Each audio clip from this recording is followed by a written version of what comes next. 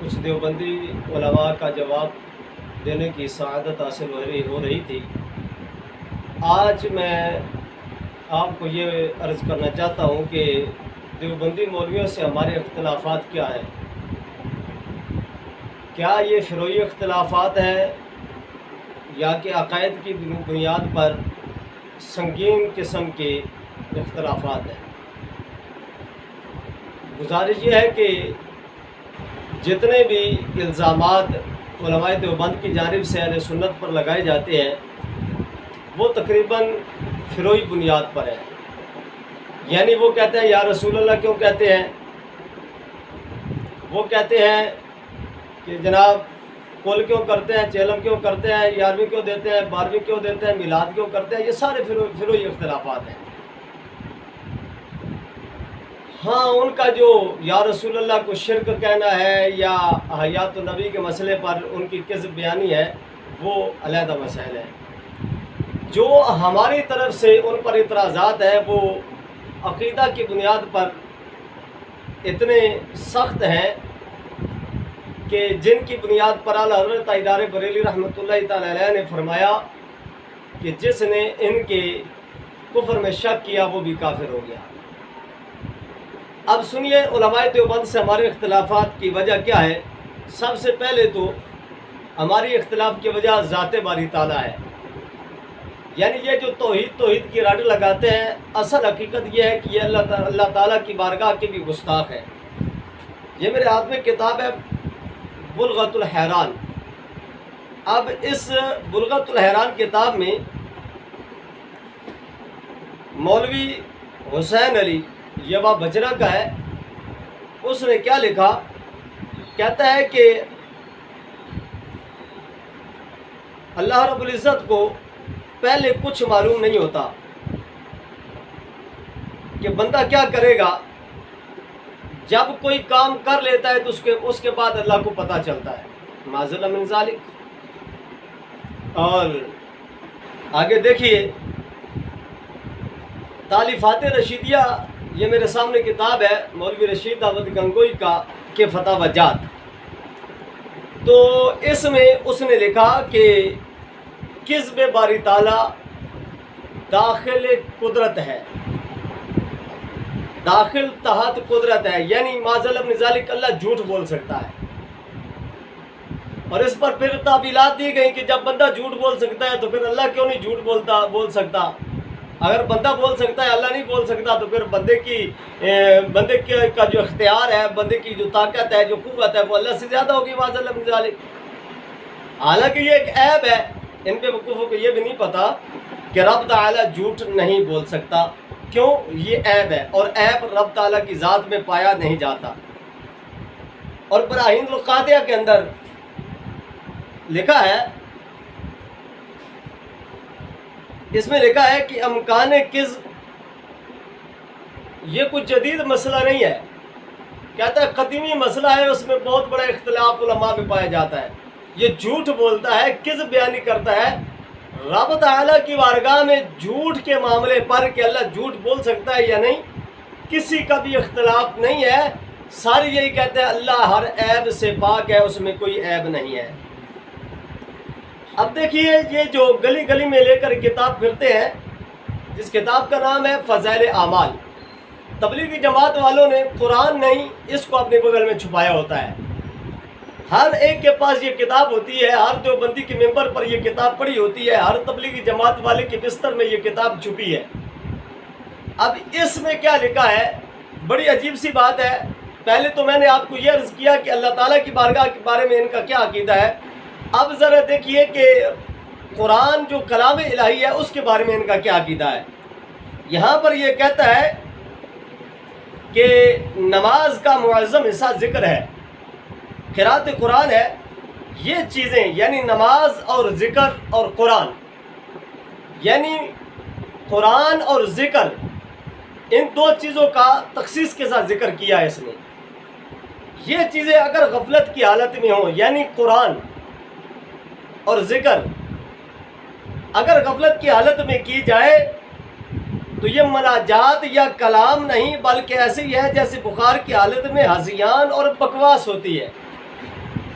مثال کے طور پر ماذا نظالی کے ایک آدمی نماز پڑھ رہا ہے، اس کا دھیان نماز کے اندر نہیں ہے. ایک بندہ قرآن کی تلاوت کر رہا ہے یا ذکر کر رہا ہے اور اس کا خیال کہیں اور پر ہے. مولوی صاحب کہتے ہیں اس کی زبان پر قرآن نہیں ہے، وہ بکواس کر رہا ہے. معاذ اللہ من ذالک، لا حول ولا قوۃ الا باللہ. یہ کتاب ہر تبلیغی جماعت کے بستر میں چھپی ہوئی ہے. اب لوگوں کو انہوں نے یہ ڈرامہ رچایا ہوا ہے کہ یہ جو کل کرتے ہیں، یہ جو چیلم کرتے ہیں، یہ جو 12ویں کرتے ہیں، یہ 11ویں کرتے ہیں. بے وقوفو، ہمارا تمہارے ساتھ یہ اختلاف ہے ہی نہیں. آپ نہیں کرتے تو نہ کریں. بھئی کتنے سنی ہیں جو نماز جمعہ کے بعد درود و سلام نہیں پڑھتے، گھر چلے جاتے ہیں. کبھی ہم نے کہا ہے کہ وہ کافر ہو گئے؟ بھئی نہیں. اگر کوئی میلاد نہیں کرتا تو وہ کافر نہیں ہوگا. اگر کوئی کل چیلم چلیسوا نہیں کرتا تو اس پر فتویٰ نہیں آئے گا. اور صاحب یہ تمہارے کرتوت ہے جن کی وجہ سے ہمارے اختلافات ہیں. اور دیکھیے رب تعالیٰ کے ذکر کے بارے میں ان کا غلیظ عقیدہ اور غلیظ طریقہ کار. یہ صفحہ 35 ہے، یہ اربع ثلاثہ ہے. اس کو لکھنے والا مولوی اشرف علی تھانوی ہے، جس کو یہ اپنے حکیم الامت کہتے ہیں. اس مولوی کی یہ بہت بڑی تعریفیں کرتے ہیں، جڑتے ہیں. لیکن دیکھیے اب یہ کرتا کیا ہے، اس نے لکھا کیا ہے. کہتا کہ ایک شاہ صاحب تھے، وہ مسجد میں بیٹھے تھے. صفحہ 35 ہے. تو مسجد کے بعد کوئی شور ہو گیا. تو شاہ صاحب نے کہا کہ مولوی نصیر الدین سے فرمایا کہ جا کر دیکھو کیا شور ہے. وہ گئے اور شاہ صاحب سے واپس آ کر کہہ دیا کہ حضرت کوئی بات نہیں، یوں ہی بیہودہ شور ہے. شاہ صاحب نے فرمایا علم شے بھی اسجال شے، تم جا کر اس کی اصل وجہ معلوم کرو. جب شاہ صاحب نے اصرار فرمایا تو انہوں نے مجبوراً عرض کیا. اب یہ آگے سننے والی بات ہے، اس پر غور کرنا. کیا لکھا ہے؟ مولوی صاحب کی عقل گھاس چرنے گئی تھی. کہاں تھے یہ؟ کتنا بڑا جملہ لکھا، یہ دیکھنا آگے. کہتا ہے کہ ایک فقیر بیٹھا ہے اور اس نے اپنے عضو تناسل کو تانے ہوئے ہے اور اس میں ڈورا باندھے ہوئے ہے اور یہ کہہ رہا ہے کہ نعوذ باللہ یہ الف ہے اللہ کا. لا حول ولا قوۃ الا باللہ. اور آگے کیا ہے؟ وہ تو پتہ نہیں کون فقیر تھا یا نہیں تھا. اگر کوئی تھا تو یہ بتائے وہ کیسا فقیر تھا. اور اگر اس نے اتنی بڑی بکواس کی تو مولوی صاحب کی غیرت کہاں گئی؟ اب یہ مولوی صاحب کی بکواس سنیے آگے جو وہ کہتے ہیں. یہ تھانوی صاحب نے لکھا. کہتے ہیں جی شاہ صاحب نے فرمایا جاؤ اس کی کمر میں اتنی زور سے لات مارو کہ وہ گر پڑے اور اسے کہو او بے وعدت خود منڈے کیا بگتا ہے. الف خالی ہوتا ہے، اس کے نیچے 2 نقطے ہیں. اب اس میں تناسل کو وہ الف کہہ رہا تھا تو نقطے کس کو کہا، کس نے کہا؟ مولوی صاحب دیکھو اپنے مولوی کے کرتوت. ہمارا تم سے کیا اختلاف ہے؟ تم جانتے ہی نہیں ہے، اپنی کتابوں کو کبھی پڑھا ہی نہیں ہے. اور یہ بلغت الحیران کتاب، اب اس میں مولوی کے کرتوت دیکھو. یہ کیا بکتا ہے اور کیا کہتا ہے. یہ کہتا ہے کہ مغیبات آپ کو معلوم نہیں، یعنی نبی پاک علیہ السلام کو غیب معلوم نہیں. اپنا نفع اور ضرر بھی آپ کے اختیار میں نہیں. یعنی نبی پاک صلی اللہ علیہ وسلم اپنے بھی نفع اور اختیار کے بھی مالک نہیں ہیں. حضور کو اپنے نفع کا بھی پتہ نہیں ہے، اپنے نقصان کا بھی پتہ نہیں ہے. بھائی نبی پھر ہادی بن کر کیسے آئے؟ حضور ہدایت دینے والے کیسے بن کر آئے؟